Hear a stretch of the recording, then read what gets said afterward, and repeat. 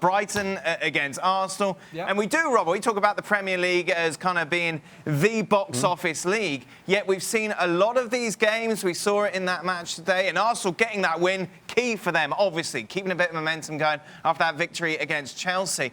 But from someone who watches a lot of football all around the world, there is a real distinct lack of quality at the moment, isn't there? There's a distinct lack of quality, and I agree 100% with what Craig's talking about. Players tired, playing too many games. But the coaches have got to take some responsibility. I'm watching football now, and I see players and teams not understanding what the idea of the game is. The idea of the game is to pass it forward, to run forward, to score goals. Too many teams, and Brighton did it from the first minute, passed it and passed it and passed it. They were better than Arsenal in terms of passing it. No penetration whatsoever. I couldn't see when Arsenal were trying to play out from back. What were they trying to do? How were they trying to get it into the front areas? The only reason they won the game because two young players in the second half went past their men in 1v1 situations. Saka did it on 2 or 3 occasions. Brilliant skill in 1v1 situations. Pace to running behind a very slow left-back or left-sided centre-half in Burn. And Emil Rose-Smith did it a couple of times when he played 1-2 around the opponent. Apart from that, the football over those 2 games was pathetic in terms of the attitude to pass it forward, in terms of the attitude of the players to make forward runs. And that must come down to what the coaches are asking them to do. So just reminding Arsenal with that 1-0 win, Lacazette coming off the bench, Saka with the assist. We talk about quality, Shaq. Saka seems the only one from Arsenal who you feel can provide that spark, and that's exactly what he did today. Yeah, Saka, and I thought Martinelli is another of Arsenal's bright spots. And that being said, as much as I agree entirely with everything that Craig and Robbo just said, I don't think the fixture pile-up had much to do with how poor Arsenal Brighton were. Brighton are a team that are hoping to stay up and probably exceeding some of their own expectations. And as I look at Arsenal, I can't believe how average so many of those players are. You mentioned Saka, I mentioned Martinelli. Aubameyang, we know, can be an incredible talent, incredible goal scorer. He's having a tough time, whether that's down to the fixtures.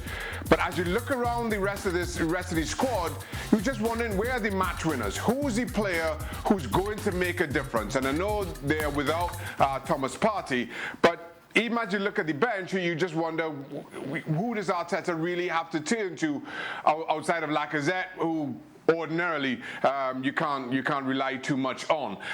So this, for me, two, in Premier League standards, average teams, middle of the table teams, and it showed.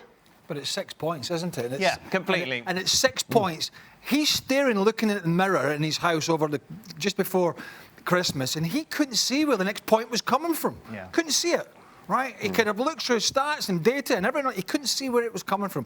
He certainly didn't think it was coming from the Chelsea game, but it did. And to go back to what Robbo was saying, this new law change at times with being able to pass the ball out from a goal kick to a player in the box has almost made some of the teams insufferable to watch. I mean, some of these coaches can't get their centre-half close enough to the goalkeeper to take the ball, and they think they're going to open up from one end of the pitch to the other to score a goal. Now, Barcelona at the pop might do it, Man City or Liverpool at the pop might do it, but how many teams in the bottom half of the Premier League, right, are going to suck a team in, pass it from their own 6-yard box and end up with a goal at the other end? Let's take Arsenal as an example. Arsenal couldn't have got much worse than how they were in the first half, right? Brighton weren't much better, but they were both trying to do the same thing. What worked for Arsenal in the second half? Quicker tempo in the passing, playing balls in behind over the top at times for wingers and front men to run onto, stretching Brighton. None of this tippy-tappy nonsense from your own goalkeeper. That's okay now and again, but to have to watch teams trying to do that almost every game, teams at the bottom of the Premier League who all of a sudden think they're Real Madrid and Barcelona, and that's how they're going to get out of a relegation fight. It's just utter nonsense, and we're seeing it quite a lot, not from every team.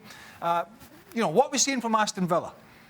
We're seeing pace, we're seeing tempo, we're seeing physicality, we're seeing Ollie Watkins running in behind, we're seeing Grealish get on the ball. Yeah, they'll try and pass it, but they've got a shape and they've got a tempo to the team, and they've spent and recruited well. It's not difficult, and I think a lot of guys are trying to overcomplicate it. We saw this in the game today. Arsenal were much better in the second half. You're absolutely right about Saka. If I was Lacazette, I would be saying, unless he was injured, or just I mean, he couldn't have been that tired. He hasn't played many games. That was the only thing I thought is, why was Aubameyang back in the side? Yeah. Why the rush to get Aubameyang back in this Arsenal team when, one, they'd beaten Chelsea, albeit 48 hours before, and two, Lacazette had got himself a goal, albeit from the penalty spot. And actually, he looked more of a threat through the middle when he came on. That was the only question I would have about Arsenal today. Well, thank you very much for watching ESPN on YouTube. For more sports highlights and analysis, be sure to download the ESPN app. And for live streaming, premium content, and let's not forget as well, ESPN FC 7 days a week. Subscribe to ESPN+.